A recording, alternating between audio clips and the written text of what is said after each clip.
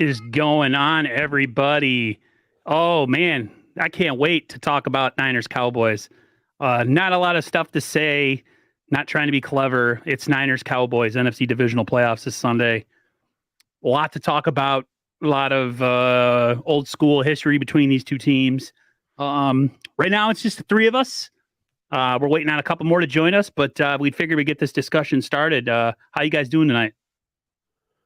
Doing great, man. Get ready to talk some Cowboys and 49ers. Can this be a rivalry starting up again?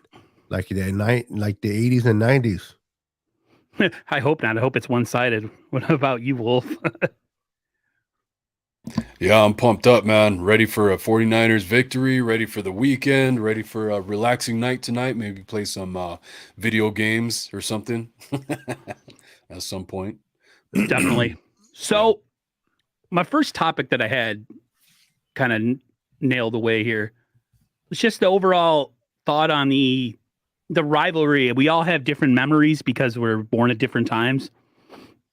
Beto's a little older than us, and he was able to experience the catch and all that. Kind of kickstarted the dynasty, and then you fast forward to the early '90s, is which I was born in '79, but '89, '90 is kind of when I became aware of football. So that rivalry, as the Niners were starting to go a little bit, I can't say on the decline, but the Cowboys kind of rose up to that top spot. Those are some hard to watch, hard to deal with losses, but the Niners, of course, what happens. So I guess I'll start with Beto, since he predates us, but I mean that respectfully. What's it like? What are your thoughts? I guess basically, kind of seeing this rivalry kind of possibly get reignited, and just the thoughts on what you experienced as a youngster going to, or at least watching or going to 49er games when the Cowboys were playing. See, for me, the Cowboys were more dominant than the Niners back in the 80s and 90s, and it was irritating for me. The triplets, Troy Aikman, Emmitt Smith, and Michael Irvin, the Moose Johnson, and all those players, that offensive line that Dallas had, and then Jimmy Johnson. What about them Cowboys, or however he says it, that annoys the crap out of me. Always. Always. Oh, yeah. So, and the whole America team, it's always been irritating to me. So getting into that rivalry, and it's nice because it's back then, it didn't matter who you faced in the regular season. It didn't matter who you played. It was about two teams at the end of the season, the 49ers and the Cowboys. And it didn't matter who went to the Super Bowl from the AFC, because the NFC always represented the Super Bowl, because whoever won that game was 99.9 guaranteed to win the Super Bowl. And unfortunately, the Cowboys had pulled out a few more wins than we did. We were able to sneak one out in the late '94 when we went to Miami and beat San Diego. But the Cowboys had the most, especially in the 70s, 80s. Cowboys was always someone that we wanted to beat. And I was at that game, and the catch was Dwight Clark. And that game went back and forth. Talk about an emotional game. It went back and forth. We never been to the Super Bowl before. We had Joe Montana. Jerry Rice wasn't part of the team yet. And we were just like, can we get over this hump? So when Dwight Clark caught that ball at the very last, minute, everybody erupted. I mean, they brought down the goal post.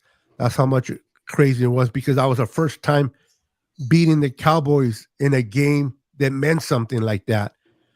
So we went on, as we started our dynasty by beating Cincinnati, and we went from there. And that rivalry, for you guys that are younger, for those that are going to start watching the rivalry, and if it starts again, you'll begin to appreciate those like myself that experienced that in the 80s and 90s, how it was, because you got two good teams always working on getting better each and every year, fighting to who represents the NFC in the Super Bowl.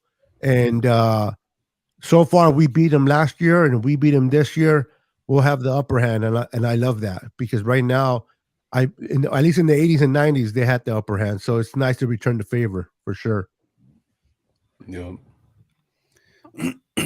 You're long-winded. Real quick, I just want to tell Raphael 562 hello. And also Brian Culp, you both are now moderators in my chat. If you guys, Beto or Wolf, want to be moderators, just comment, just so we could start kicking idiots out if you see them. Avoid what. For anybody who doesn't know, I have someone posing as me on YouTube. Same thing with Ryan from No Border Sports. So, yeah.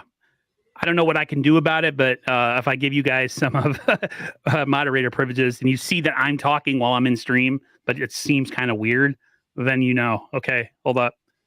Real quick, and then I'll let you talk, Wolf. I apologize. No worries, man. I'm good.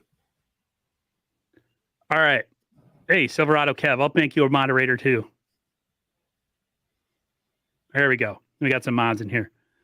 So yeah, let's get your overall kind of take on the Cowboys-Niners rivalry, because I have a lot to say myself, because it was an interesting time. I was just getting into football, and I had a lot of people who it was cool to be Cowboys fans, so I had to deal with a lot. They had a lot. What was your experience like?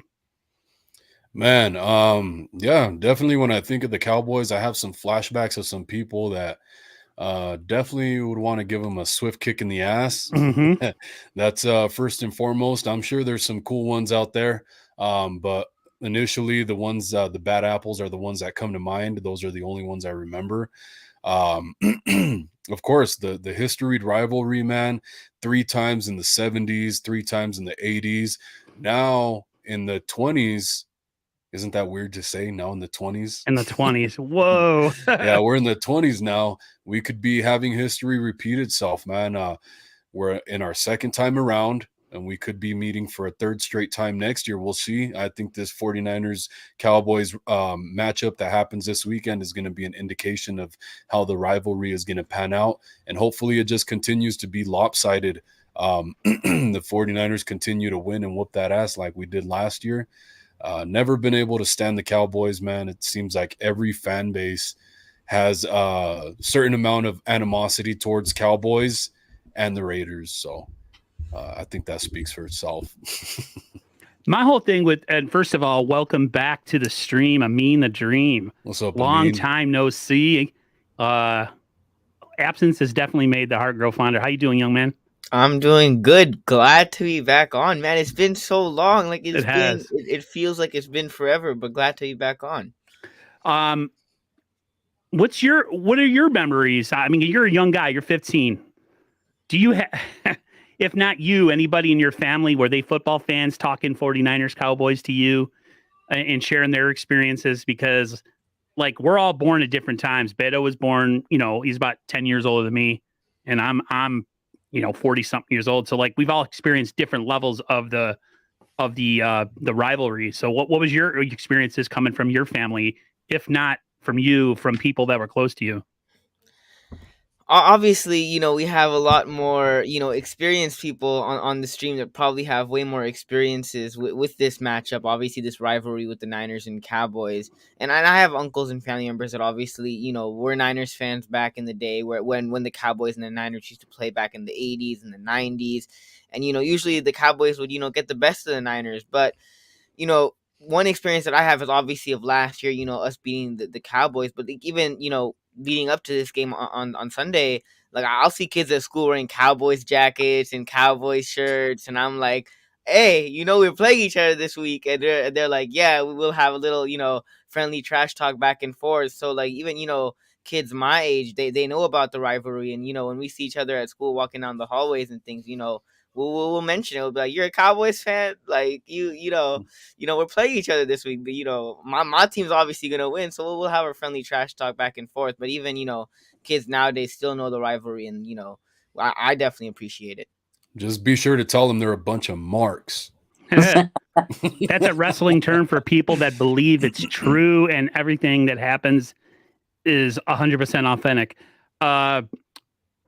First of all, welcome to the stream again, Raj. I heard you were wrapping up your own deal. So if I was spamming you with a bunch of invites, I did not know. No, you were good. You were good. I knew what was going on. I just want to say, appreciate you coming through a couple weeks in a row, man. Like, I just kind of put that out there, and you bit the carrot, and I was like, again, all right, cool. So I told you I'm a man of my word. If you want me on the show, let me know. We good, baby. I appreciate that. So I guess the question I'll ask you, and then I'll kind of give my take. I don't know exactly how old you are, but I'm sure you have 49er Cowboy memories or nightmares, depending on what years we're talking about. I know with myself, middle school and high school was hell until we beat them that one year, and then everybody kind of shut their hole for a bit, and then, you know, they won the year after. But it was like once we beat them, it was like it wasn't so bad. But any memories, nightmares, or anything coming from 49er Cowboy times back in the day? Oh yeah, man. I'm 38, so Niners Cowboys rivalry is very thick in my blood. I mean, growing up in my neighborhood back in those days, it was Niner fans. That's literally everybody back in those days. I mean, everybody was either a Niner fan or a Cowboy fan that I knew. Still to this day, like some of my best friends are either Niner fans or Cowboys fans. Me and my friends that are Cowboys fans, it's a heated rivalry. I got family members that are Cowboys fans. Like a lot of them, so my family came from India to Texas when they first came to the States. My dad actually, before everybody came to the States, he used to travel to SF from India all the time. And I remember 82, he told me, was born in 84. He says he watched the catch. He saw the Niners. They beat the Cowboys, and that was it for him. He was like, oh, my God. Because in India, they play cricket. He didn't know about NFL until they came to India, right. America. So he was like, Niners. He was like, oh, my God. So they moved to Texas because my family's like, hey, come out here, start the business here, blah, blah, blah, blah. And he's like, what the hell is this, Cowboys? And he knew already that he didn't like the Cowboys. So it was like already enriched in him. So by the time I was born, he was like, you do not like the Cowboys. Uncle's going to tell you this. You can't like the Cowboys, or you're going to be out of my house. Then my dad would tell me, get out of this house if you like the Cowboys. So I was like, all right. So I was ingrained Niners. And then growing up, right, middle school days, I remember it was Niners, Cowboys. That rivalry was crazy. The year we won the Super Bowl, I remember that NFC Championship game. Eric Davis makes that pick. I'm going crazy. I'm screaming, running around my neighborhood. Everybody's coming out. We used to play like, tackle football. We used to play like flag football at the school across the street or the park. And it was, again, half our friends that were Cowboys versus Niners, we would be roughing each other up like we were out there playing. So, yeah, this rivalry to me is everything, man. I love it. Man, school for me was weird because I got into football when I was about 9. So that was the 49ers Broncos, the blowout. So I kind of got in on the tail end of the greatness. So you could say I was a fair weather fan back then, or a bandwagon fan, and you would have been 100% correct, right? And then comes the time when hold on a second, guys. I'm going to try to invite Silverado Kevin here. Give me 1 second. If any of you want to continue, I'll be right there. Sorry. So what are your nicknames, Raj, for the Cowboy buddies you got? I mean, they're standard. It's just the Cowgirls. We just go with the Cowgirls. I was telling my cousin today, he was hitting me up, and I was like, all right, man, just gotta stay as the Cowgirls. We'll see how it goes. But it is what it is. Like, all my cousins, man, they are big time Dallas fans. I remember there was one year Thanksgiving, they had like club seats at a Dallas game on Thanksgiving, and they invited me. I came.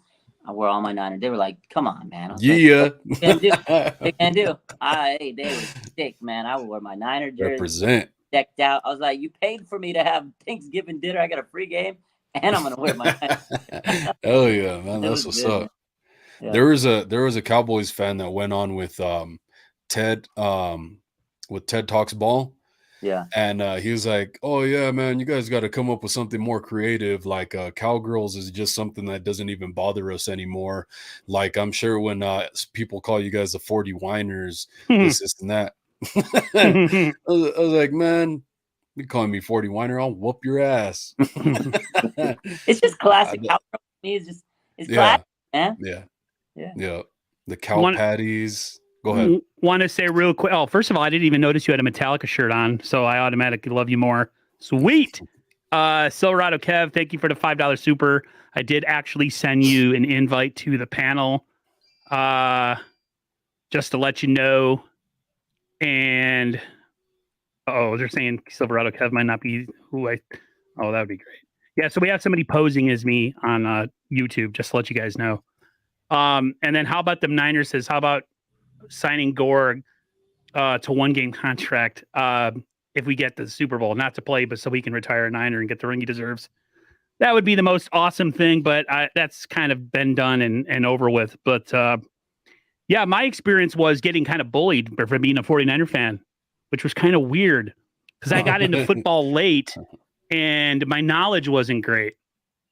So a lot of my knowledge came from watching a lot of like highlight tapes from like the early 80s when we were just starting out.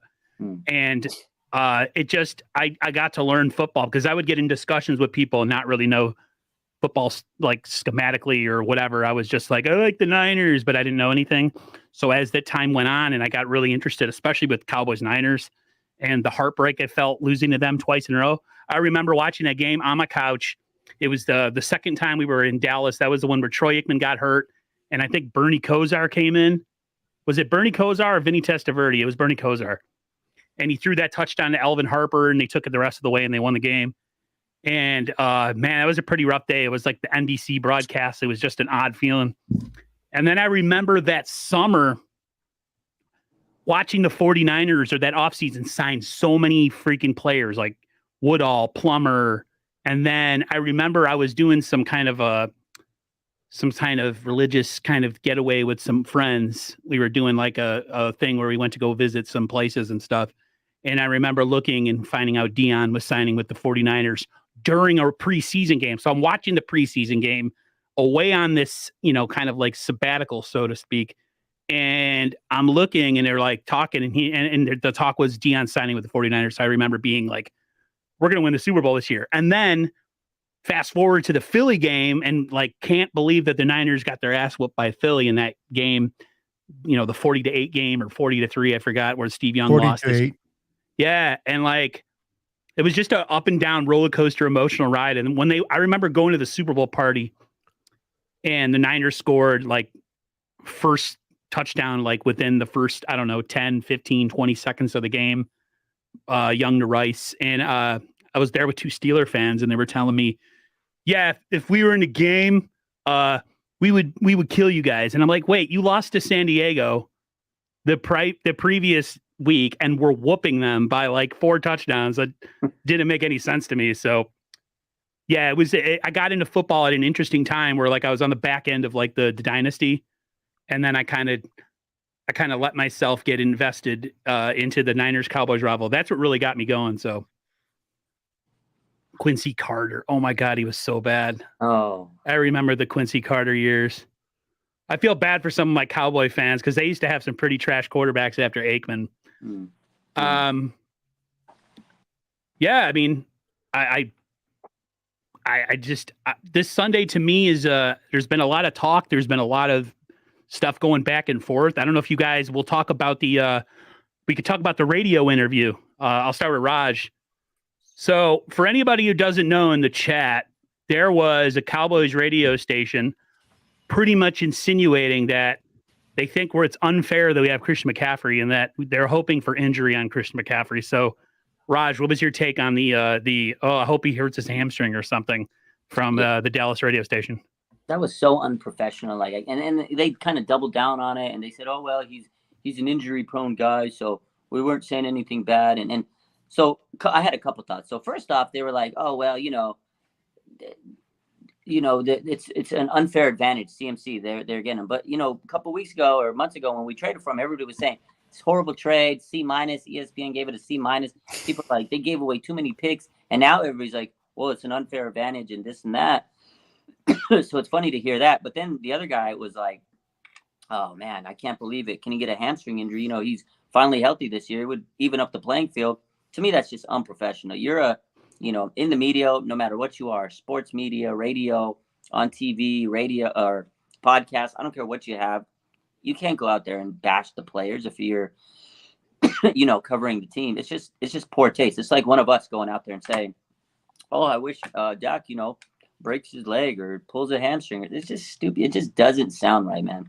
It's bulletin board material, obviously, and it's just not. It just doesn't. It's not a good look for your fan base because obviously there's some fans that probably are like, can't believe they said that. But if you're gonna go out there and you say that, you need to really think about what you're gonna say when you go on the radio and say something, because people are gonna clip this.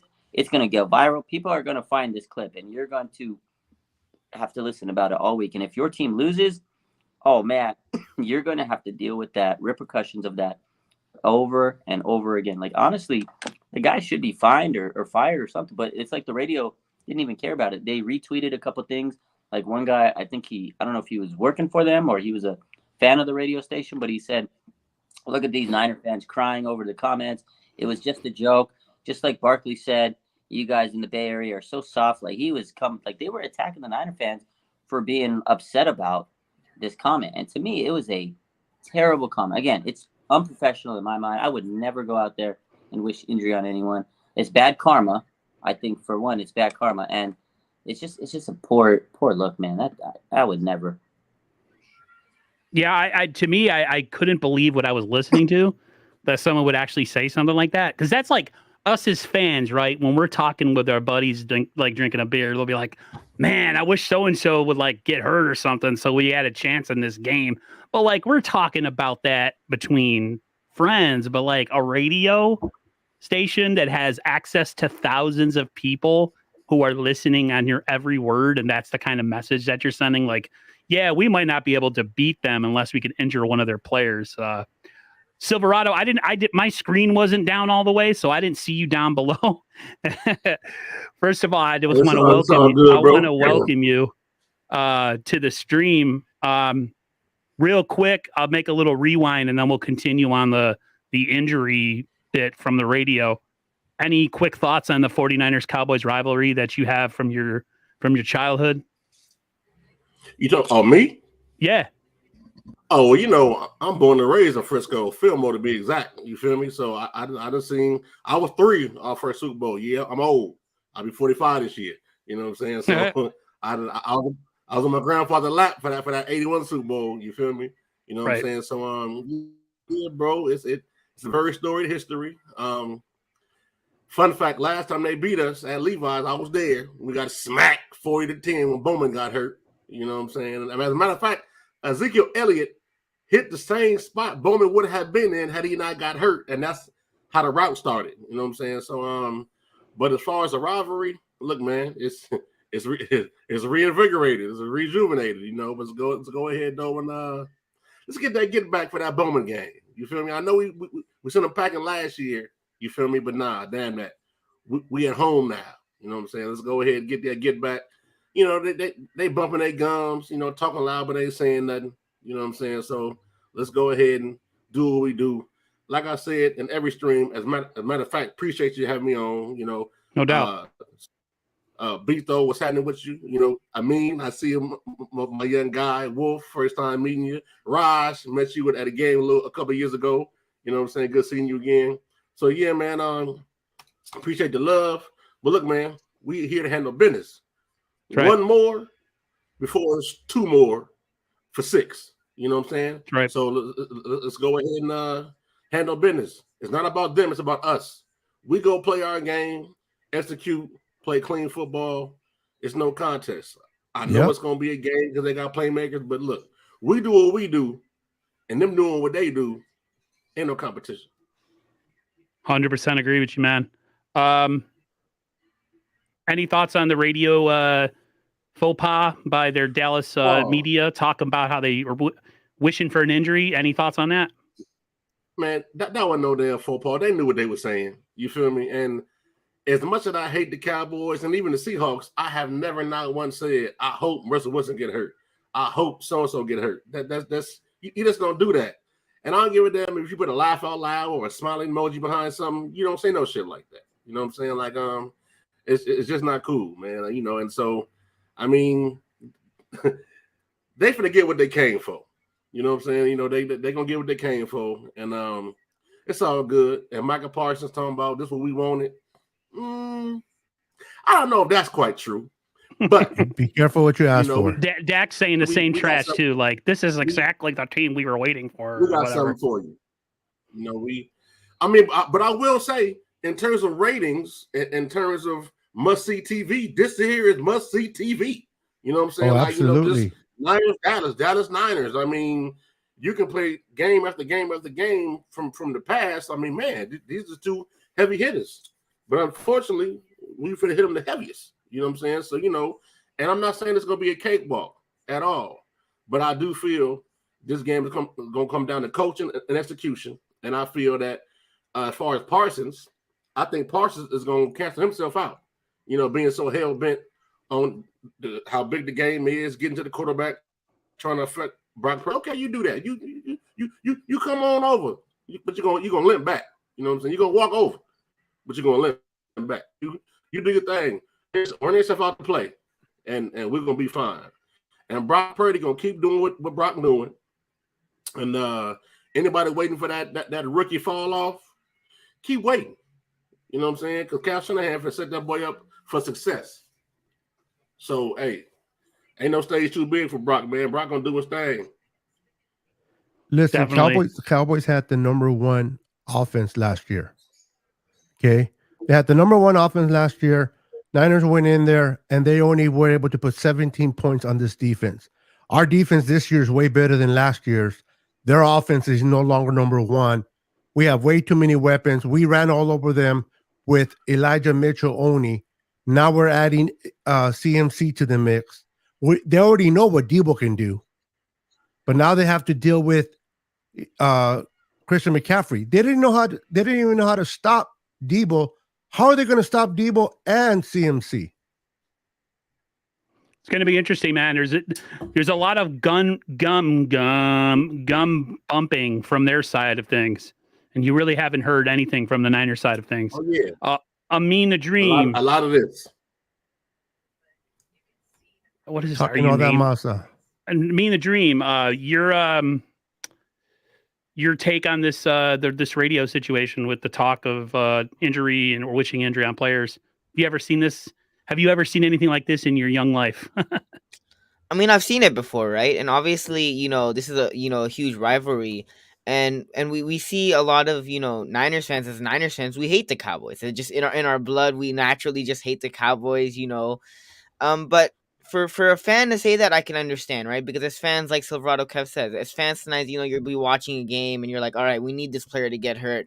Otherwise, you know, that'll give us a much better chance. But as a media member, if you're, you know, you do this for a living and you talk sports for a living, you're a radio show member or you work for ESPN or you're a broadcaster. If you're a media member and you say that, that's just uncalled for, right? Wishing for an injury for CMC. But see, I'm not worried because I already know CMC has been, you know, balling out this whole entire year. And, you know, that just adds fuel to the fire. That just adds fuel to the fire. This is already a rivalry game. And you look at, you know, Beto made the great point that last year we didn't have Christian McCaffrey. Last year, this defense wasn't as good as it is this year. This year, as much as, you know, Jimmy Garoppolo took us to a Super Bowl, his playoff numbers aren't great. He's honestly, you know, in the nicest way possible, he's trash in the playoffs. Like, he's horrible in the playoffs. You look at last year in Dallas, that game should have been a blowout. Yes, That it game should should have. have been over by the beginning of the fourth quarter, maybe. But then Jimmy Garoppolo struggled. You know, that game should not have been as close as it was. This year, you add Brock Purdy into the mix. You have Christian McCaffrey. You have Elijah Mitchell as your second RB2, not RB1, RB2, and your defense is way better. I mean, you know, this is going to be an interesting game for sure. And, you know, keep saying things like this. If you keep saying things like this, I mean, it just adds more fuel to the fire. And I already know my team is going to be, you know, come out ready and they want the smoke and they're going to be ready for the Cowboys. Wolf, you've been quiet a long time, homie. That's what I do, man. That's my signature right there. I just sit here, I soak it all in. But yeah, man, I'm gonna say, like I said earlier, just a bunch of fucking marks, bro. Straight up. I know you like that, Raj, but no, seriously. Yeah, straight up, bro. Bunch of fucking marks, bro. It's like straight up, you don't want us at our best first and foremost. It's like if you don't want to, I know me as a 49er fan, I want the Cowboys at their best. I still don't think it's going to be worthy of the 49ers, but I want to be able to say I beat the Cowboys at their best. I don't want no damn excuses, man. You know, Tony Pollard got the Pro Bowl over CMC. So what are you guys crying about, man? You want to act like CMC is a secret weapon while he's just one piece plugged into the rest of the offense. He makes his difference, but it helps him out that he has all these guys around him as well, man. So stop crying about it. Be about it. You're going to travel to our home stadium. You be ready to get smacked in the mouth because that's what's about to happen. And that's what you deserve. Yep. Talk your ish, Wolf. Yep. And Yeah, bro. Ugh. And he made the point, Yeah. right? As a competitor, you want to play, you know, a team at their best. You don't want to play them, you know, without a Christian McCaffrey or without, you know, a star player. If, as a Niners fan, I wouldn't want to play the Cowboys without Micah Parsons or without Dak Prescott or without, an Ezekiel Elliott. Like, I want to beat you at your best. And that's not only, you know, obviously the Niners and the Cowboys both want to beat each other at their best, but even as a person that plays sports, I want to beat someone at their best. I want to beat a team at their best. I don't want to beat them, you know, with their starters out or with, you know, their star player injured. Like, nah, as a competitor, I want to beat you at your best. So, Because then you didn't beat them. yep, exactly. Yeah. I think when you beat a team at their best, you feel better about a victory. For instance, say we get to the Super Bowl, right? And we face Kansas City, but Mahomes gets hurt in the AFC Championship game. We're still going to be happy we won the Super Bowl, but can you talk ish about it? No, because they're not at 100%. So as much as I would say, like, I'd love a team to maybe not have someone play, but make it an easier path, it just makes it that much sweeter when you could take a team out and say, yeah, we handled your best and your best just wasn't good enough. So, Hey, well, Aaron, Go ahead. You know, let me pick it back right quick, and I don't want to look beyond the game on Sunday because, you know, we still got to play the game. We're still going to line up and do our thing. But be prepared, because in the event the upset I foresee happening, that meaning the Giants beating the Eagles tomorrow. Oh, I thought you were talking about the other one. You know, y'all had an easy run. Oh, that one too. You know, but on our side of the conference, if the Eagles end up losing, oh, y'all lost to Philly. But listen, I don't want to hear all that. The domino felt how they fail. You know what I'm saying? So, and they find any excuse to say, oh, well, y'all didn't. Oh, well, you didn't. Oh, this didn't happen. Man, damn all that, man. You know what I'm saying? Line it up and play ball. You know what I'm saying? And the rest is going to work itself out. Definitely. Beto, did I get a hold of you yet? What's up? Have you talked yet about the radio situation? So You've been quiet, Beto. What you got, Beto? Well, People let's already, you know. Oh, go They ahead. can kiss my ass. Talking that type of crap. They're lucky if something don't happen to their player. I mean, you never wish any ill on any player, man. And I can tell you that person that said the radio used to get his ass kicked in high school. He was bullied. That's why he's talking that smack, crying out like, you know, so and so player should get hurt. You want to play the best at their best, so when you win, you can sit there and brag about the win. And if you lose, you can congratulate them for winning. But you play the best from the best, not wishing freaking injury on anybody. I'm with Kev. I hate the Cowboys, but I never wished anything on Troy or Michael Irvin back in the day or Emmitt Smith. I hated the triplets, but I never wished anything because I wanted the satisfaction that when we beat them, we beat them at their best. I hated them too because they were so damn good, and it sucked losing to them. I hated that offensive line because it was so damn big. But you lost to a good team, though. You can live with it. It's not like we were losing to scrubs. And back then, the AFC, I hate to say it, the AFC was an automatic loss in the Super Bowl until the Broncos in 97. I think 97 and 98 or, whatever. It was NFC or bust. It was like the Niners would win, the Redskins would win, the Cowboys would win. I'm trying to think, the Bears, you name it. The Niners won. I mean, the NFC won like 12 years straight. Yeah, it was a long time. Super Bowls. So essentially, when you watch the NFC Championship game, you were watching the team who's going to win a Super Bowl. And of course, you know, the Bills both times get smacked by Dallas. And then, of course, it shouldn't even have been that close with San Diego if it wasn't that kick return that came after the beginning of the third quarter. But I agree. I don't like Dallas. I hate their fans. Although I have two really best friends that are huge F Dallas the fans. Cowboys, bunch of bitches. Yeah, exactly. But I love them as people. So, even though they're Cowboys fans, I let it slide. Let's talk. Let's go to the. Let's talk about the offense, and namely Brock Purdy. I'm going to ask Raj, because Raj is kind of like the dude. He's that dude. He's him. What do you think that anything Himmy different? G. You think there's anything different that the Niners do offensively and come out against Dallas, or is it just more kind of the same? Just be efficient, get the ball to the playmakers, be a facilitator, and let the players kind of do the job. No, it's the same old, same old. I mean, you can't mess up with what's been working for them, right? You just got to roll with what's been working with you. And I know there's been a lot of talk of, is he going to be able to fold under the pressure? Is this Dallas defense the best he's played? You can say the same for Dak. Like, he's got to be able to make the plays and not make mistakes. Either quarterback, it's going to be a battle. Whichever quarterback doesn't make the mistakes and wins the turnover battle, essentially, bigger game. But I have a lot of faith in Brock because, just like you said, to be able to facilitate the ball to the playmakers. You got Debo, CMC, like you guys said. Like, to me, CMC's going crazy. He's been the absolute X factor for this team, the missing jigsaw piece since they brought him in, since he was a starter. They've won 11 games in a row. Like, he's him. He's Himmy G. He's Himothy. Like, that's CMC. That's the guy. But it's Brock. He's getting the ball to those guys. Kittle, he unlocked him in the red zone. Brandon Ayuk. And it's not only that, it's the ability to escape plays. The pressure's been coming. People have been dropping pressure on him, and he's able to kind of get away. We've seen it so many times. We talked about it all week.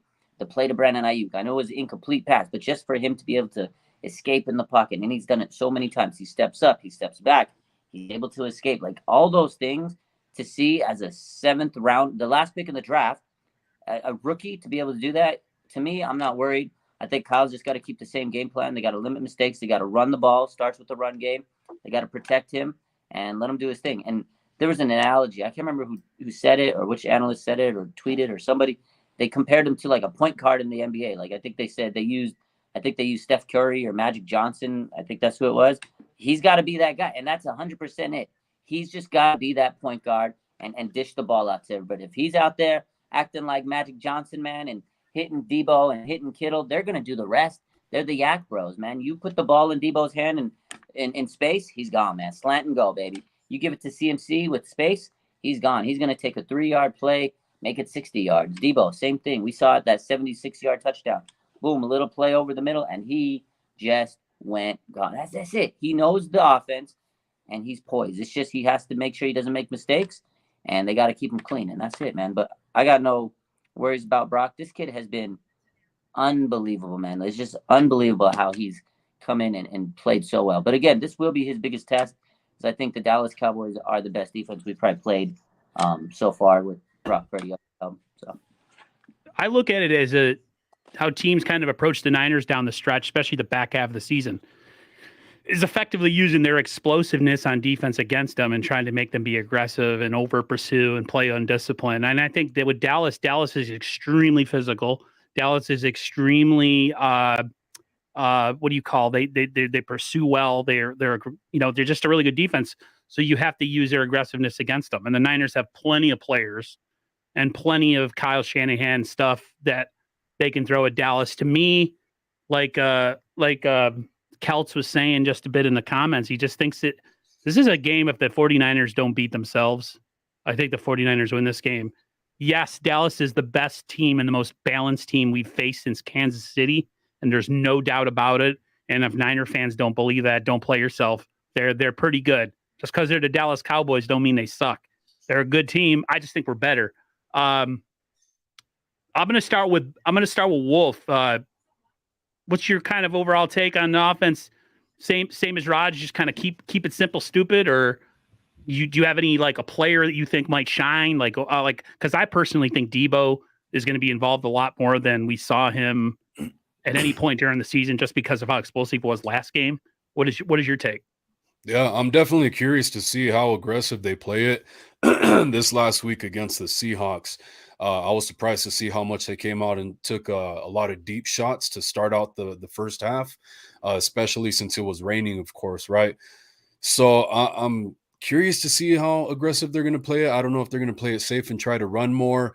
I do want to establish Debo and the physicality for the 49ers overall to come out with and really get this team that's traveling and been on the road for 4 straight weeks. This will be their 4th straight road game for the Cowboys. So punch them in the mouth and just keep them down. Keep your foot on their throats. Don't fix anything that isn't broke. Don't ask Brock Purdy to do too much.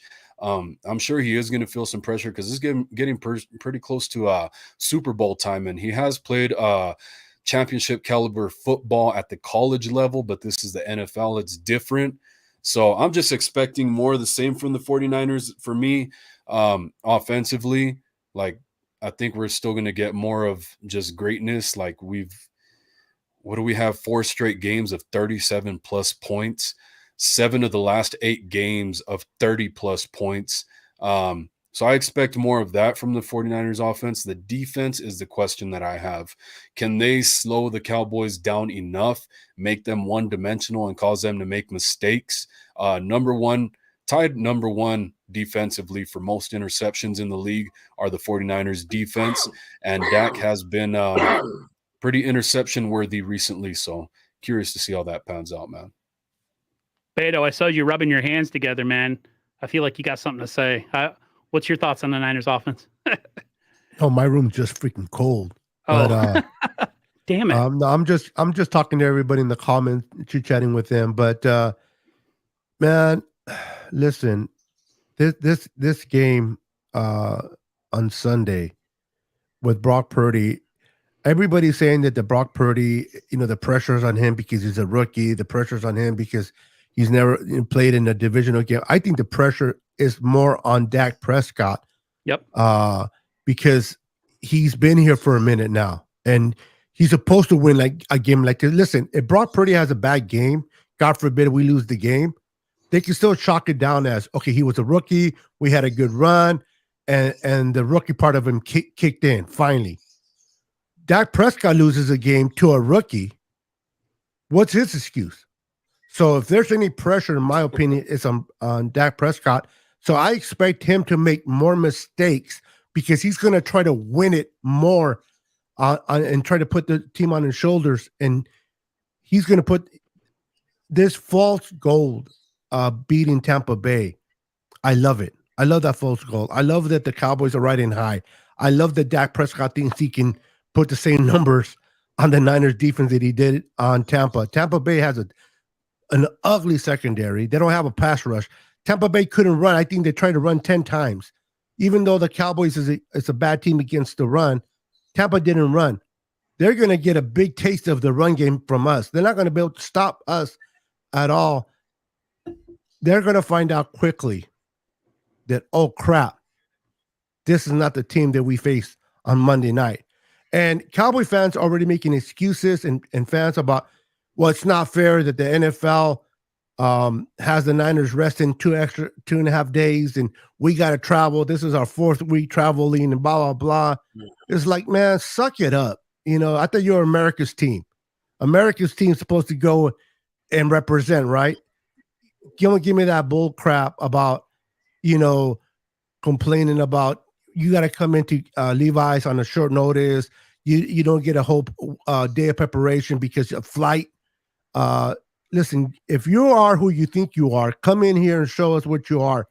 But I guarantee they're not going to have performance the way they did against Tampa Bay. That's fool's gold, I like to call it. Waiting to see Bosa, Eric Armstead, Javon Kinlaw, Charlie Omenihu, Sampson. They're going to be whipping his ass all over. I mean, he's not even know who's going to throw it to. I expect a pick 6 to Hufanga, take it to the house. I expect a pick 6, Hufanga take it to the house, and Dak just looking as stupid as ever, man. And the Cowboy fans can shove up that football where the sun don't shine. Amin, I'm gonna hit you. I'm sorry I'm making don't you hit him. wait. He's a youngster. I'm sorry I'm making you wait, Kev. I could see you. You're moving. You're rocking back and forth. You got something to say. The best for last, baby. It's all good. I'll just say this to Amin before I go. Let him go. Niner fans are ever present. We are here. We're always here. We're well represented all across, I think, the United States. definitely on YouTube and on Twitter, just to be prepared in the event that Dallas wins. That boat, that bandwagon's gonna get real heavy real fast, because I see it with the Bills too when they play well. I mean, even though it's ever present that the Bills are the team out where I live, man, they come out of nowhere. People who hate football just to say that the Buffalo Bills are winning. But go ahead, Amin. How you feeling about the offense going into Sunday night? I mean, I feel great, right? And I want to go back to last week's game against Tampa Bay. I mean, there was videos of Cowboys fans saying, "We want the Niners, we want the Niners," and I'll say something real quick about that is the Dallas is not a good team defending the run. And what were the Tampa Bay Buccaneers offensive game plan going into that game? Making 42-year-old Tom Brady throw the ball 66 times. That's what Byron Leftwich's offensive game plan was. That was his, That's why you don't game got plan no on job anymore. that was on how to beat the Dallas Cowboys. That was his game plan offensively. Stupid game plan. You look at this week with the Niners, and I think this is the first time I could say confidently that this Niners offense is probably better than this Niners defense. And you look at the past couple of Yep. years, or at least has been playing better than the Niners defense the past couple of weeks. Agreed. So you look at, the last couple of weeks, you look at the last time the Niners made this deep playoff run, the year that they made it to the Super Bowl, and even the year that they made it to the NFC Championship game, which was last year, it was mainly led by the defense.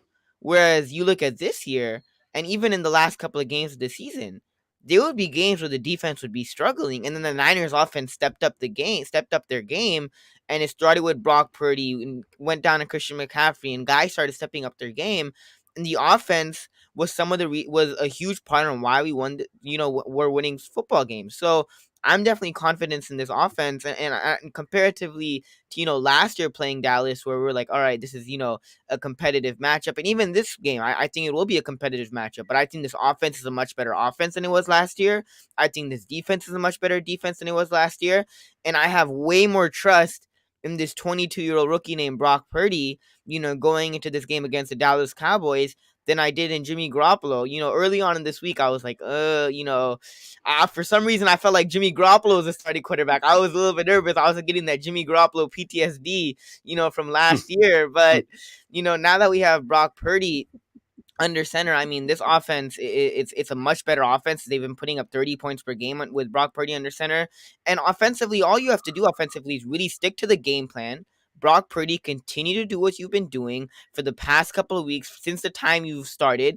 Get the ball to your playmakers. Basically, like, Raj said, be a point guard, facilitate, right? You have Deebo Samuel, you have Brandon Ayuk, you have George Kittle, you have Christian McCaffrey, you have Elijah Mitchell. Get them the football. And for the most part so far, the reason why this offense has been so successful is because Brock Purdy has been able to do that at a high level. He's made 1 or 2 plays per game, and he's also played turnover-free football. And that's what he has to do in this game as well. Continue to do what you've been able to do. Play turnover-free football.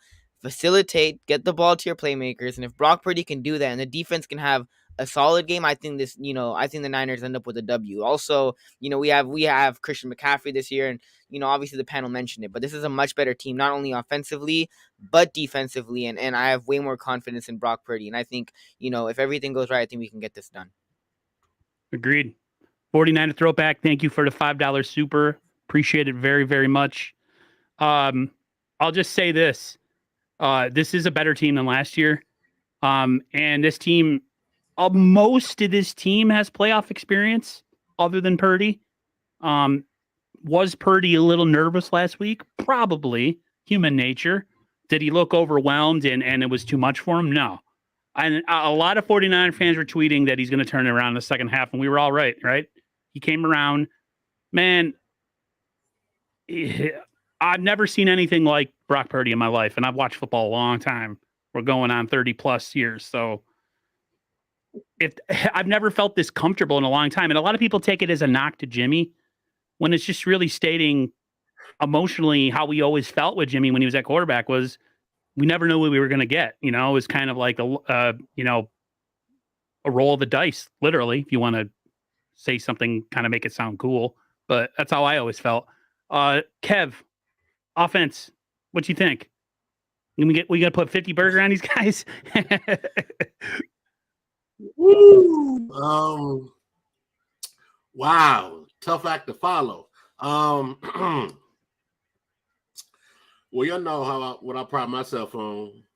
Shit, real talk, not a talk. So I'm gonna get to y'all real, right? Mm-hmm. I see it like this, man, and there's so many points to make because everybody before me made amazing points. You know, Beto, Wolf, Amin, as young as you are very well spoken and articulate and profound in your points, and it's gonna, you know what I'm saying, to match that. But I'm doing my best, you know, young fella. I say it like this, bro. Before I say this, it's very possible to speak up one quarterback without stepping on another, right? You know what I'm saying? Because it seems like with our fan base, the QB carousel, they're so quick to step on somebody who didn't, do one thing over another, so now it's Brock, right? Brock Purdy has, and I know he's an anomaly because this don't happen like this, right? But Brock been doing this thing, man. He makes the right reads. Now, I am guilty of saying maybe Brock had playoff jitters last week. But my dad, from San Francisco, born and raised, because I'm his son. So, born and raised in San Francisco. So he was like, son, I don't think it was jitters. I think just the ball was wet and it was getting away from him. And when you talk to him in the post-game presser, he was like, hey, it was a wet ball, so I'm not making excuses, but I'm saying that in the first half, the ball was wet, so certain passes got away from me. Like the pass to Ayuk, where that could have been picked off in the end zone by, I think it was Michael Jackson. Had Ayuk kept running, that's 6, or a couple overthrows, the ball was wet. So I don't really think it was just jitters. It was just the ball was wet. And in the second half, when it was dry, what happened? Brock Purdy did his thing, right? And in terms of the matchups, listen here, man.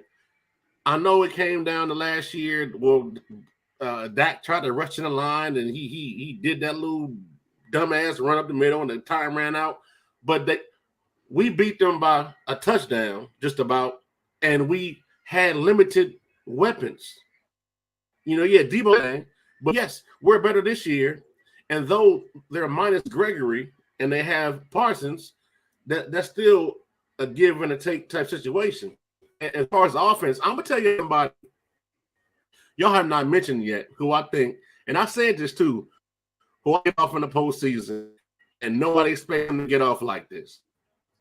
On offense, I expect to see a lot more of Juice in the passing game. Okay. Juice is always open. The Juice is always ready to squeeze. So, per se. So I think Juice is going to be an intricate part of this offense in the postseason in this game on Sunday. I think Brock Purdy is going to continue to do what he's been doing, find an open guy. And the thing about it is, in terms of Jimmy, and this is not a knock on Jimmy, but it's facts, not fiction. The one thing I've said about Jimmy in the past repeatedly, whether it was an article I wrote, for whoever I was writing for, or on shows, not the plays Jimmy has made plays, it's the plays he does. Brock Purdy is making the plays that Jimmy couldn't make. So, you asked me, we had Brock versus Jimmy in a Super Bowl, we win a Super Bowl. But that's neither here nor there. But my point is, now with all these weapons, I don't care if you look the Dallas defense and you're looking at the Niners offense, even the 21 personnel. I mean, Purdy, you got Purdy, Kittle, Debo, CMC, Mitchell, you can't cover all those guys. You know what I'm saying? So, you can't double somebody, because you double somebody, now somebody is double open. So my point is, as long as we do our thing, as long as we execute, don't have drive, I don't think it's going to be nobody, but there's potential for a blow up. But my point is, man, Brock Purdy has the point to prove. This man was the last pick in the. I mean, I know they get calls prior to your name being called, but can you imagine being the very last pick in the draft, and then you're doing this? So basically, damn, a chip on the shoulder. He got a boulder a mountain on both his shoulders because he's like, I'm going to prove all y'all wrong. So long as Brock do protect the ball, get the ball to his playmakers, Dallas defense going to have their heads spinning. And the run game, inside zone, outside zone, it'll screen game. It don't matter. I think they're going to be so off balance. They're not going to know what to do. And then as far as us on defense, Nick Bosa is going to have a game for the ages. But I will tell you this, though. It's going to be on the interior D-line to also show up. You know, be it Kinlaw, Armstead, Givens, McGill. I want them to flush the guys to the edges. You know, flush Dak out the pocket. And Nick like, hey there, Dak. How you doing, buddy? Yeah, I was out here waiting on you. Because right now with the edges, most times from the edge, it's only Bosa getting there. So Right. That's why the interior D-line need to show up. And I think they will. So my thing is, man, look, you get to Dak, this offense runs through Dak. Because, yeah, the running game is going to be stifled. Because our I think 77 yards was the most rushing yards we gave up to one running back or one game total maybe. Mhm. I think it was one running back. So my point is, you stifle that running game, you make them one-dimensional. You put the games in the hands of Dak Prescott. And listen, I respect that. You know, hey, he be doing his thing. He got a chip on his shoulder. But say, bro, this ain't nobody you played before. And this definitely ain't last year. So look, man, go out there, do your thing. Defense, I'm talking about it's going to be meet you in the backfield type mindset on Sunday. Meet you in the backfield. It ain't got to be sacks, tackles for loss, hurries, QB hits. It don't matter. Fluster Dak, put the game in Dak's hands, and I believe the offense is going to do the rest. Shanahan is going to be in his bag so tough. It's who ain't got the ball yet? You want the ball? Okay, bet. No problem. Because anybody on that offense can make plays. So go out there, execute, and we're going to be all right, man. 100%, man. 100% on everything you said. David McNiner with a $5 super. He says the Cow Patties O-line has been patched together. No continuity. Does our D-line eat like they're hangry? It's funny that you asked that because I was gonna go right into the defensive part of this because we talked all about offense. And to me, seeing that Jason Peters is going to be out of this game, he will not play. The Niners defense has not been its best lately. We could all admit that. The offense has definitely been carrying this team, or at least has been the one that's shined the most. Seeing Jason Peters out, knowing that Bosa has never gone back-to-back games without getting a quarterback sack, this is going to be a game where I think the 49ers defense needs to make a statement. They've been a little bit inconsistent lately. Like it's been the Bosa show and nobody else as far as pass rush goes. And I think that affects the back end. If your back end is constantly having to cover for a really long time, I don't care if you got Deion Sanders in his prime. He might be the only guy that can stop somebody moving 100 different ways and changing directions. It's tough. Charvarius Ward, 2 out of 3 games, he shut down DK Metcalf. It happens, man. There's no such thing as a shutdown corner anymore in the NFL, especially if you're not getting any pressure on the the front end of things. So I'll ask Raj. I feel like the Niners defense now, even knowing that Peter's out, which is even a bigger deal, I think the Niners defense needs to kind of reestablish itself, kind of retake its territory a little bit in this game because they've been a little bit. I'm not saying they suck or bad. Reassert. They need to reassert themselves because they've been a little bit like the offense has been shining lately. They've been taking kind of second fiddle. Yeah, no, I know a lot of people have been down on the defense. They're upset. You know, that I've seen people, they suck. They're not the number there. Their corners are terrible. Yeah, like Charvarius Ward had to play some good wide receiver. I mean, Devontae Adams, that guy's he's a beast, man. And Raiders had nothing to lose. They came out and played and unbelievable. And then, Lenore was getting trashed around, but he stepped up last week, had a good game. It's up to the D-line, man. You got to get pressure. Dak Prescott last week, he didn't have any pressure against Tampa Bay. Tampa Bay couldn't get any pressure on him. If we can get pressure on on Dak, he's going to be he's going to be throwing turnovers like he's been doing all season. He leads the NFL in interceptions. He missed a handful of games. I think 5 games, led the NFL in interceptions. So just got to get to him. And Nick Bosa. So you brought up the Peters injury, and he's going to be out. So this is huge to me. Shout out to my boy Akash from Niners Nation. I wanted to get this out. So they're going to be starting rookie tackle Tyler Smith, right?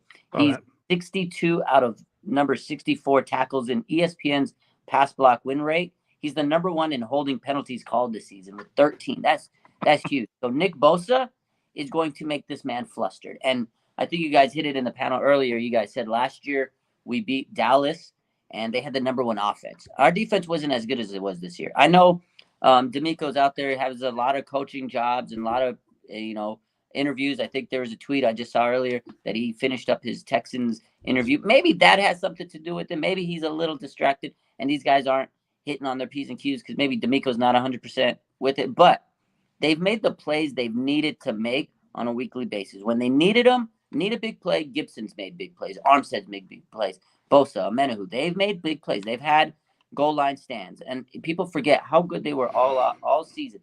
It gets a little tiring. And now that they have an offense that can actually score in points, 33.5 points, sometimes the defense, I feel like they're kind of like, this is nice. The offense could carry us a lot. But I do agree this week they need to kind of come out and say, hey, we are the number 1 defense. We got to remind you guys, and they're physical. They hit you in the mouth. They're going to bloody your lip. This defense is very good. And I think Dallas is going to find out very fast, holy shit, this defense is good. I think Charvarius Ward, this is what I said on my show, he's going to have a star performance. Him and CeeDee Lamb, I think, are going to go mano a mano. Charvarius Ward last year, he went against CeeDee Lamb last year when he was on the Chiefs. He got a pick. He played him very good. DK, he held his own with them. 2 out of 3 games, he got the best of them. Last week, DK was in his bag. He's a big guy. He was, big-time player. He had nothing to lose. He wanted to come out and get inside Mooney's head, and I think he did, and I think that's what it was. Because the last game we played him, Mooney got inside DK's head. But he's a tall, big guy. CeeDee Lamb's not as big and as physical as Mooney and DK, and I think that's going to help Mooney. And I think he's going to come out and really insert his physicality on him. And I think, again, starts with this D-line, and I think they will be able to get pressure on Dak because Nick Bosa going up against this rookie tackle, I think that's going to be it.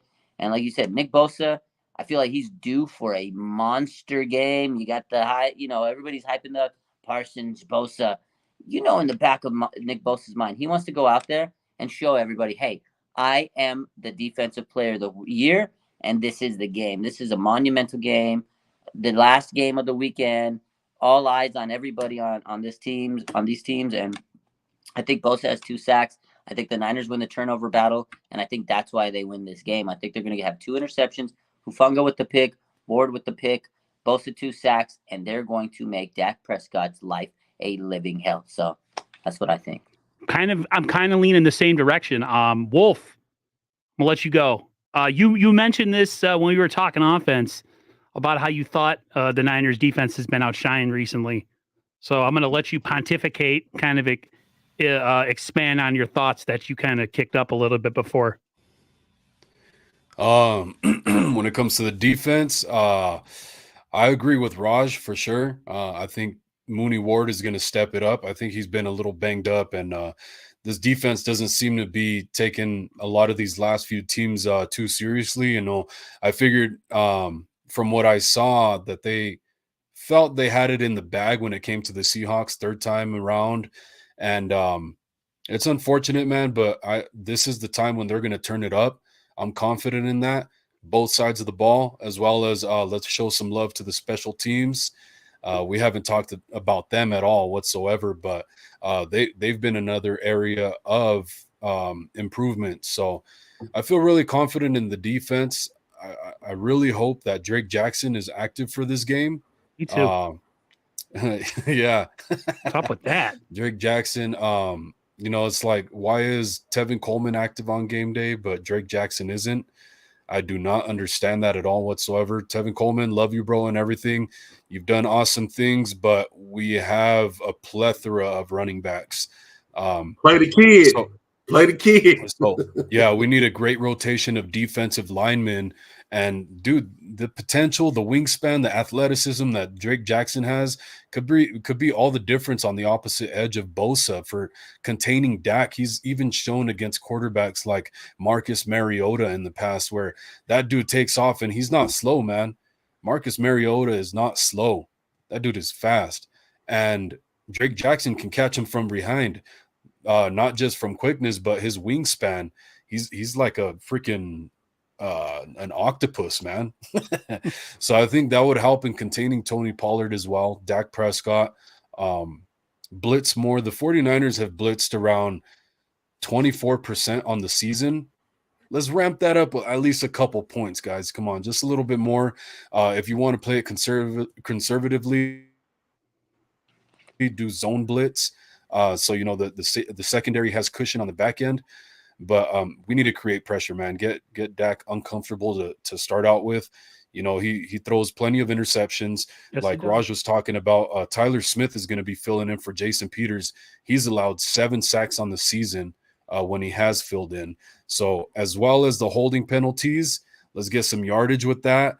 Let's get some sacks on him. Let's pick on them all day, man. Not that I was hoping Jason Peters was going to get hurt, but now we get to take advantage of it, you know. And Levi's needs to get loud. Best thing to get a tackle that really don't belong starting in a game like this. Get loud, get really freaking loud, because if anything will throw somebody off who already has issues, and they're going against Nick Bosa too, is to get really loud and have them not be able to communicate and just throw their game off. So Levi's needs to get his ass pumping. They've been great. I will say this, and then I'm gonna kick it to Beto. For a while, Levi's didn't have like a reputation or a reputation because we hadn't done nothing. We had the little bit with the Harbaugh at the end, and then that was it, right? It was this whole like stretch of time. I feel like Levi's finally has become a place where like teams, it gets pretty loud in there. I've never been there, but from watching on television, it's packed, it's loud. 49ers fans are crazy. So get loud, get really loud. You're right. And Dallas, and especially Dak, please freaking stop the running quarterback in this game. Stop him. Like one time. That's the one thing that the Niners defense, no matter how good they've been, is they have this inability to figure out how to stop running quarterbacks. I don't know what it is. And people are like, well, you know, it's just part of the game. You know, they get some, you get some. No, it's been a constant problem. So, but Beta, what's your take on the defense this Sunday? The defense is going to kick some ass on Sunday. I can't wait. Check it out, man. Check it out. I was there in 2019 for the division for the NFC Championship game against Green Bay, and it was loud. Levi's was loud. Freaking place was being torn down by fans, and I got a feeling that it's not going to be even close to how the game's going to be this Sunday.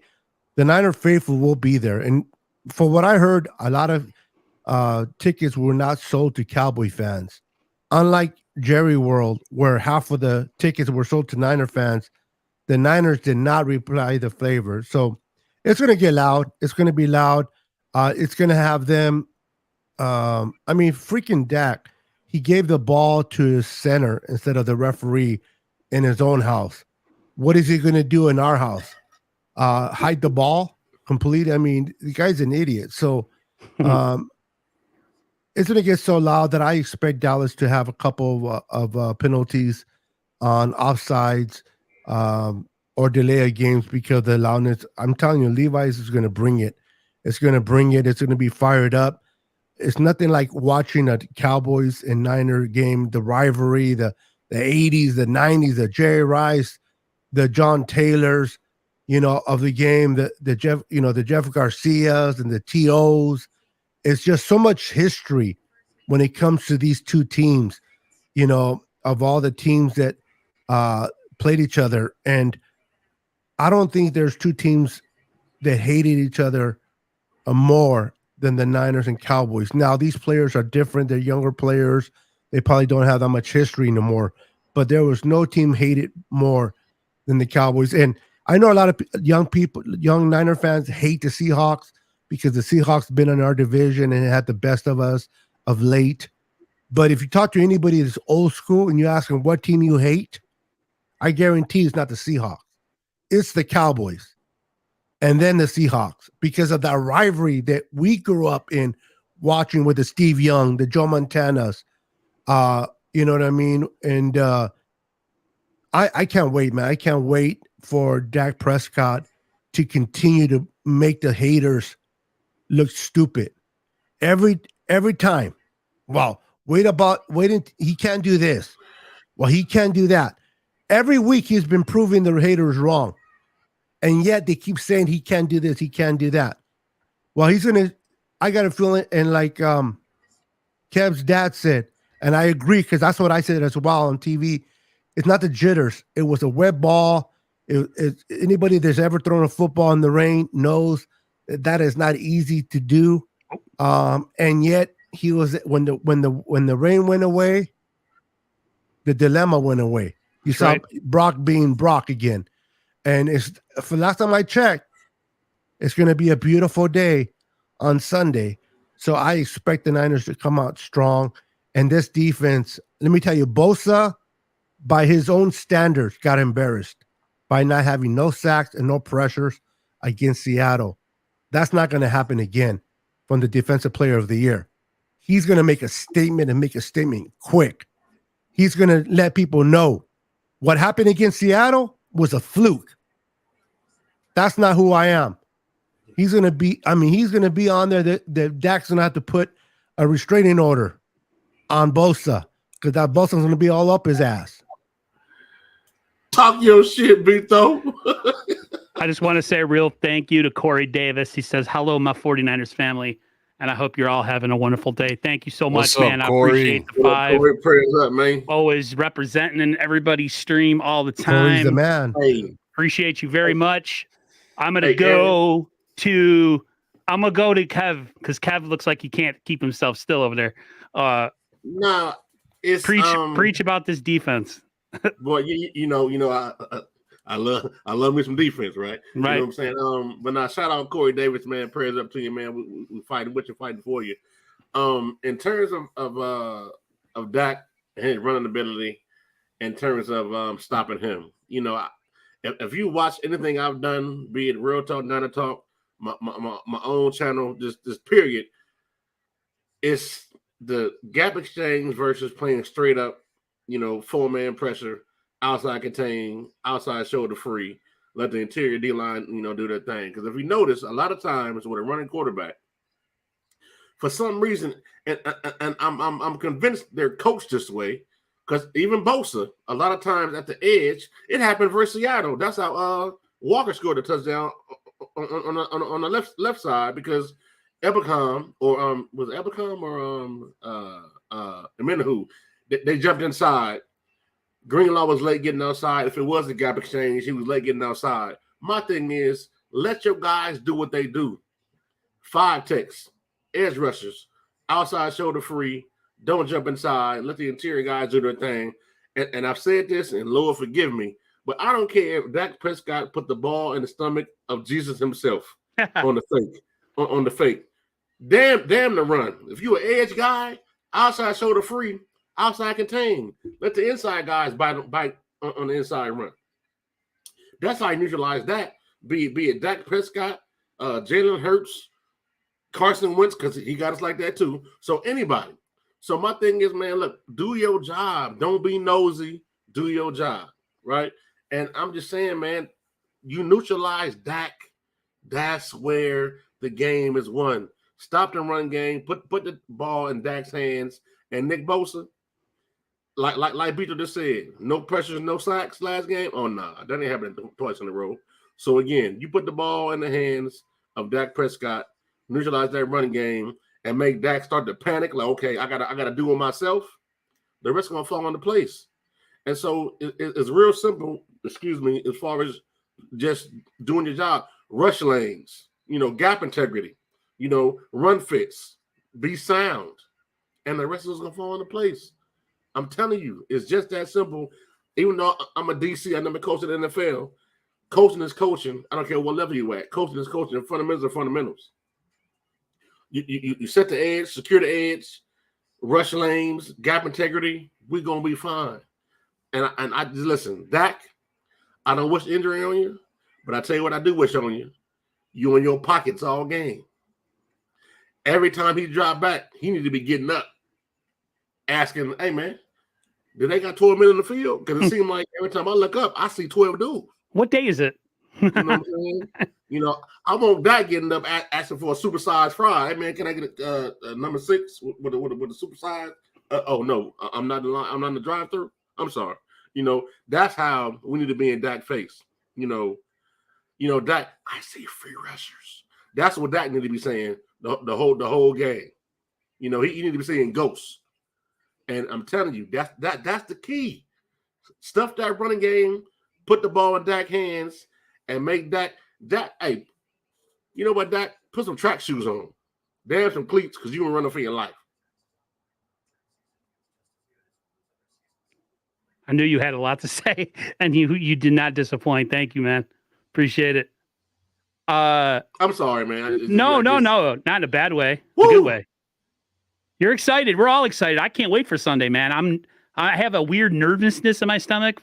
Not like we're gonna lose or anything. I want the game to kind of get started so I can kind of settle down. I'm gonna hit you, Amin, and then we're gonna kind of wrap this thing up with a couple quickies. Quick questions just about coaching and the loss of Rand Carthon and stuff like that. Real quick on the defense, how are you feeling about Sunday? I mean, obviously this defense, hasn't looked as good as it's looked, early on in the season. But the defense, if I'm being totally honest, doesn't have to be as good. Because now, and I mentioned it earlier in the stream, now with Brock Purdy under center, and, with the addition of Christian McCaffrey, this offense has been firing on all cylinders. So, the defense doesn't have to be perfect in order for us to beat the Dallas Cowboys, because the offense has stepped up in such a big way the past couple of weeks. And, just for example, you look at that Raiders game. That Raiders game we won because of the offense. That Seattle game, the offense took over, right, in the second half. And as much as the defense has struggled, the past couple of weeks, at least when I'm watching the games, the defense make plays when it matters. And when you need them to make, a crucial fourth down stop, they'll make the fourth down stop. When you need them to, when you need your defense to, make the opposing offense have a 3-and-out, they'll get that 3-and-out. When you need a fumble, the defense will get the fumble. So the defense hasn't been as good as it was early on in the season, no. But it doesn't have to be. But at the same time, the defense is making plays when it matters, and the defense is stepping up when the Niners need them to step up. So, yes, it hasn't been perfect, but it doesn't have to be perfect because of the way that this offense has been playing, because of the way that Brock Purdy has been playing, because of the way Christian McCaffrey has been playing. It doesn't have to be as good. I just think in this game, I think it's important that the Niners, like Raj was saying, just reestablish, just so they're talked about, because I feel like they took the back burner, and maybe they're okay with that. But I think everybody has an ego. Everybody has a confidence. They like to be talked about, these players. Can I give a shout out to someone? Can I get a shout out? Go right ahead. I want to give a shout out to Eric Armstead real quick, because Eric Armstead last game, he stepped up. You look at last season in the playoffs, he stepped up. Eric Armstead, yes, a lot of Niners fans still like to talk about to this day. We let go of DeForest Buckner. We should have gotten rid of Armstead. Underrated. Armstead is underappreciated, underrated, and when you need him to step up, he's there. And when the playoffs is when it matters, right? And big time players make big time plays. And Eric Armstead in the playoffs, the biggest stage, Eric Armstead makes plays. So Eric Armstead, shout out to Eric Armstead, because yes, we all love to talk about Nick Bosa, should be Defensive Player of the Year, but Eric Armstead gets so overlooked. But Eric Armstead is usually the one that's getting double teamed, or he might not always get the huge sack numbers. He might not always put up 15 sacks a year or have the prettiest stat sheet. But Eric Armstead makes plays when it matters, and not only last game, but last playoffs as well, last season in the playoffs as well. You look at the Dallas game, Eric Armstead makes plays, especially in the playoffs. So Eric Armstead, a lot of people like to talk about we should have kept DeForest Buckner, but Eric Armstead makes plays in big time moments, and nothing bigger than the playoffs. So Eric Armstead, underappreciated. give him some credit. Yeah, I think him, Amenahue, and Bosa are going to have big games. I really think that those three guys are going to have huge games on Sunday. Real quickly, Frank Tom Motion, thanks for the $5 super. Everyone's been real generous tonight. I've never gotten it like this before, so I appreciate it. I don't beg for contributions from anybody, so if you're doing it, much love. Real quick, we have D'Amico with the interviews. I honestly don't think it's been a distraction, but it could be for him. You don't know. But my biggest thing is the departure of Rand Carthon. He got the GM gig in Tennessee. Two more number 3s, baby. The Niners 2 third-round compensatory picks, one this year, one next year. Any thoughts on the movement of him? And I'm going to ask Raj this because I'm not Raj has a little bit more inside information. They have to be retaining Adam Peters. It seems like pretty much a foregone conclusion, right? Yeah, I don't want to give out too much of it. Yeah, but right. I apologize. Pretty much staying. No, 100%. He's pretty much going to be there. I mean, he already turned down 2 interviews. One of them was the Titans, and that opened the door for Rand to get the job at the Titans. So it's probably Peter saying, hey, I know a guy that can take the job, because Peter's, his family's from Cupertino. He lives in the area. He's content with where he's at. And eventually, maybe one day he could be the GM. But he's good. He's good where he's at. He knows this team has a mission. I'm happy for Rand. I think that was a great hire for the Titans. Anybody with the 49ers front office is amazing, because look what they've done. They've cultivated a great culture. They've took this team 2017 when Lynch and Shanahan took over. This roster was gutter trash. Like you guys remember. Lewis Murphy, wide receiver, what? Carlos so Hyde, bad, dude. Star running back. The front office couldn't keep a secret if life depended on it. Yeah. No disrespect to Carlos Hyde, but that he was our best player in offense. No disrespect. That shows you how much this talent has improved. And my boy Jeremy Curley was there. And we had that tatted guy that was our defensive end that played in Seattle. Marsh. I remember Cassius Marsh. He was our best pass rusher. I still remember his his little karate kick. Every time he got that sack, he would do that. Yeah, that whole. I still remember that. I used to call him Kung Fu Cassius. That was our only guy on defense. It's but like Kev was saying earlier about going to Levi's during the Dallas 40-17. I was at that game, and I just remember going, fuck, this team is terrible. It's just horrible. It's sick. And look at what they've done. They've built together this team, 3 Super Bowl appearances or 3 playoff appearances with Lynch and Kyle, and they've got some great talent. They develop good. They draft well. Look at the talent we have. Like, next man up. Fucking Brock Purdy is our 3rd string quarterback, and he's probably our best one. It's crazy, but that shows you we have great executives. And shout out to Rand. He's going to do a good job with the Titans. I mean, you can't do any worse than they did. They gave away A.J. Brown for that. Wow. He's so good. At Peters, because this is the money draft guy. Him and Lynch, to me, are such a great duo, because Lynch does the smooth talking. He could sell snow to an Eskimo, but you got Peters. He's the brains behind the draft board and everything. Late round picks, Kittle, Hufanga, Greenlaw, all those guys. That's all Adam Peters. And yeah, I think it's nice that we kept Peters, and we're going to continue to keep him. And Rand, it was nice, to have him, but his dream was always to be a GM. He said it in his press conference. I don't know if you guys saw the presser, but there was a funny story. He goes, I told my girlfriend at the time, or wife now, or whatever, in 2017, or back when he was a running back in the NFL, he goes, my dream is to be a GM. And she goes, yeah, don't hold your breath. Like, don't be gasping for this clouds. Like, she basically told him it's a pipe dream. Now he's a GM, and he told her, hey, I told you we was getting that GM. He told her, man, everybody in the conference was oh, he should have. I would have got rid of her. I'm sorry. Kick her to the curb. But shout out to Rand. He's going to do good things with the Titans. And the Niners got 2 more draft picks. And everybody that doubted the CMC trade, that said, the Niners, they traded him. We got 11 picks. We can't take And we possibly are going to get another 2 for if we lose D'Amico, which would be 12 picks this year. Yeah. So that I just wanted to touch on that. I guess my last thing is Rams. My last thing is, and I know this isn't next year off-season draft thing. You got to imagine with all that firepower, the Niners got to be doing some maneuvering to move up in the draft next year. Oh, they will. Right? That's too many draft picks for their roster Like, right now. do you They're need loaded. that many third rounders? I would package like 2 of them and a fifth and something and move up to the back half of the second or mid second. Especially like, here's 2 things that the Niners need next year, and then we'll get out of here. They need another corner, and I would love to see if there's a rusher in the draft who's just a speed rusher. Nothing else but a speed rusher. Like, he's a one-trick pony. Maybe he falls in the draft because he's not really good at other stuff. We have tons of guys that are good at other stuff, right? We need a guy who can be the D Ford, because We one have thing I it already noticed, we already have it. Drake Jackson. Give he him doesn't. patience. Yeah, but he doesn't. Yes. He's Yeah, he's we got really him. good, right? He's really good.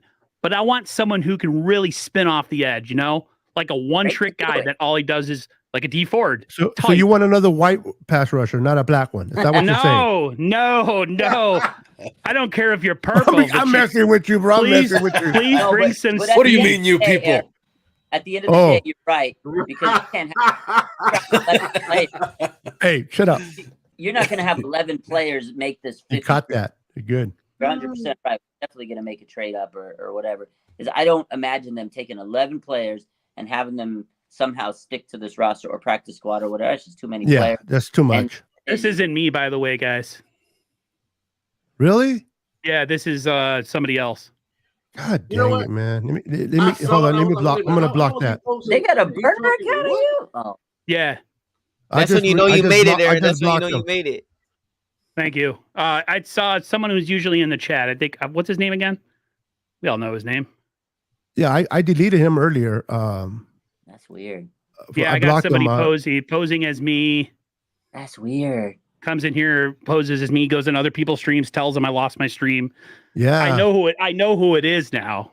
That's weird. Yeah, but really I'm weird. pretty Hate sure Aaron knows what he wrote on his own channel right now.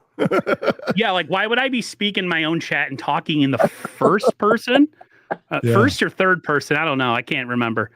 Oh. But yeah, I think the Niners. Breaking news, everyone. D Ford has officially been ruled out for Sunday's matchup yeah, against the I heard about Cowboys. that. Yeah, and D DeForest Ford's Buckner's not playing unavailable. either. I saw that this morning. I was like, what?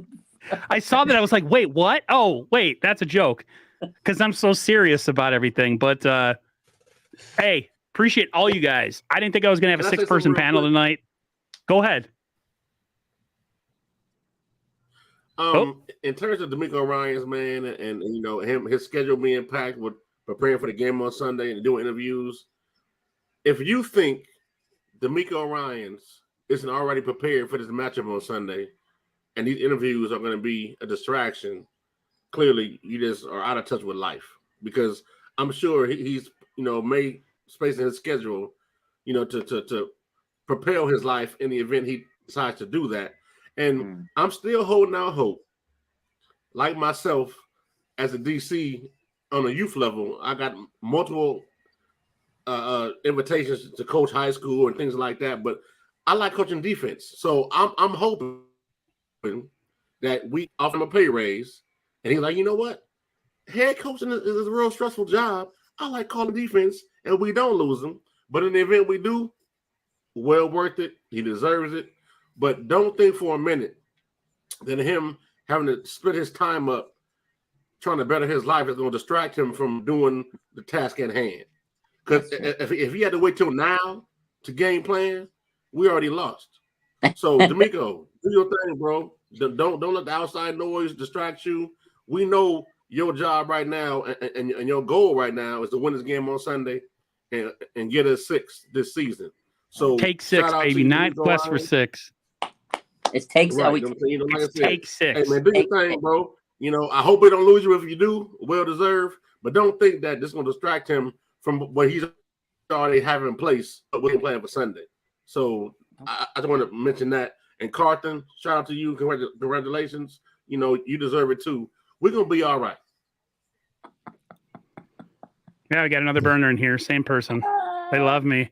Who was that? The formerly Niners. That one? Formally, It's I'll tell you I'll tell you exactly who it is. Oh, Give me a second. that's funny. I know who it is. Hold on.